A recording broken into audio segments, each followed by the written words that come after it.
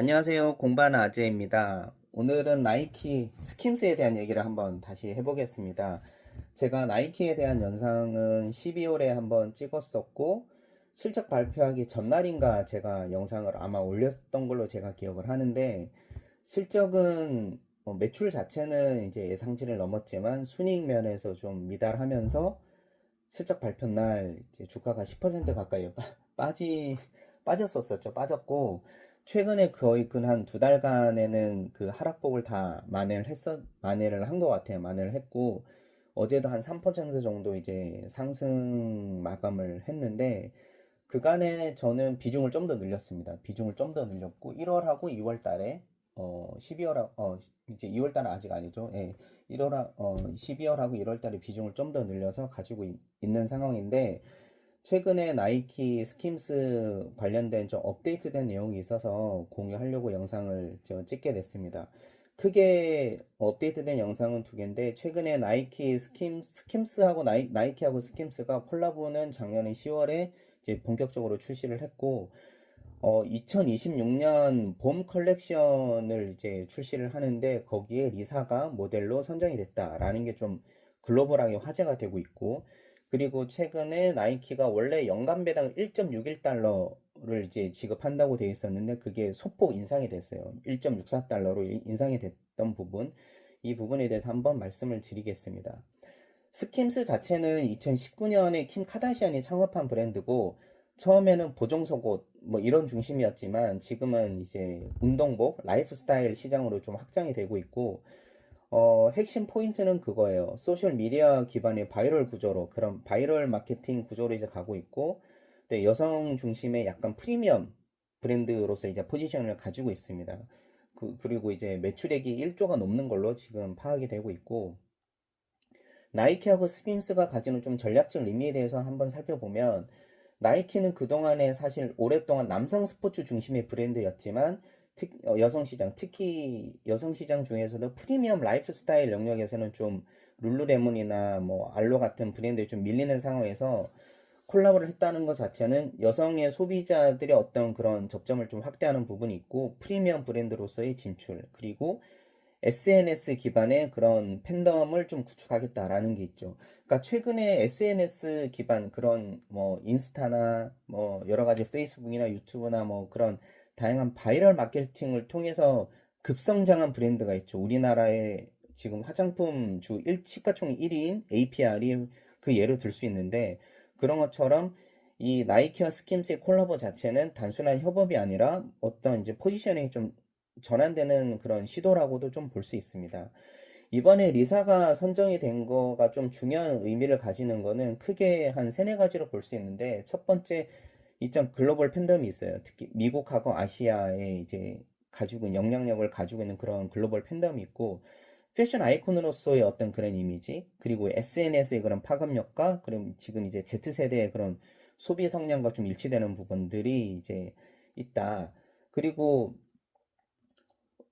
이제 기업적으로 좀 중요한 부분은 이제 배당이 인상된 부분들. 그 전에, 지난주까지만 해도 제가 야후 파이낸스에서 조회했을 때는 배당이 1.61달러였는데, 1.64달러로 지금은 상향 조정됐습니다. 소폭이긴 하지만, 뭐 작은 숫자기는 하지만 일단 배당이 증가한 부분은 좀, 이렇게 해석할 수 있을 것 같아요. 일단 현금 흐름에 좀 자신감이 있다. 그러니까 실적이 어느 정도 받쳐줄 수 있는 거다. 그리고 그 상황에서 환원 정책을 좀 유지할 수 있는 기반이 마련이 된 거죠. 그리고 이 의미가 좀 장기 투자자들한테도 좀 더 손에 되는 부분이 있을 거다. 그러니까 회사에 만약에 어떤 향후 전망이라든지 뭐 실적이라든지 그리고 향후 전망 그 가이던스 자체가 뭐 좋지 않다면 배당을 늘리기는 쉽지 않은 거죠. 근데 배당을 증가했다라는 것 자체는 일단 파지티브한 시그널로 저희가 볼 수 있습니다. 예, 그런 부분으로 볼 수 있는 거고, 그러니까 배당이 증가한다라는 부분을 우리가 어떻게 해석을 할 수 있냐면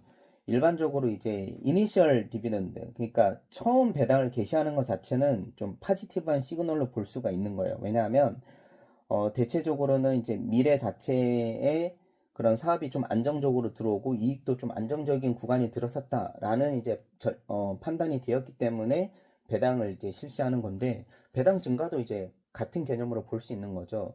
근데 좀 반대로 보면 또 부정적인 시그널로 볼 수 있는 거는 회사에 그런 재투자의 어떤 기회가 없기 때문에 배당을 좀 증가하는 부분이 있다라고 해석이 될 수 있지만 이건 좀 약간 레어한 케이스고 대체적으로는 배당 증가 자체는 어찌됐든 주주에게는 굉장히 파지티브한 시그널로 볼 수 있다라고 말씀드릴 수 있을 것 같습니다. 예.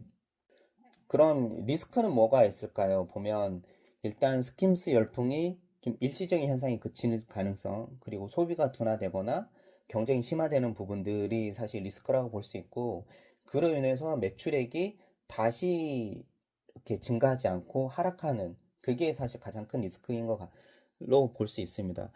다만 그래서 스킴스가 성공을 하느냐 안 하느냐가 향후 주가에 좀 중요한 요인으로 작용하지 않을까라고 이제 좀 생각이 들고, 이번에 봄 캠페인에서 리사가 모델로 나오면서 이제 발레복을 입고 이렇게 그 광고를 촬영을 했었는데, 리사의 그 후기를 보면 일단 퍼포먼스 할 때 가장 중요한 점이 멋있게 보이면서도 이제 자유롭게 움직이고 춤을 출 수 있는 부분인데, 나이키 스킴스 컬렉션 자체는 정말 편하고 가벼워서 리허설 때부터 이동 중이거나 집에서 휴식을 취할 때까지 어디서든 자신 있게 입을 수 있고 움직임도 쉽고 좀 일상하고도 완벽하게 어울리는 그런 옷이다 이제 라고 이제 좀 후기를 어 이제 남겼는데, 일단 2월 5일부터 이제 북미에서 이제 공식적으로 나이키와 스킴스 온라인 채널에서 이제 출시를 했죠. 이미 출시를 했고,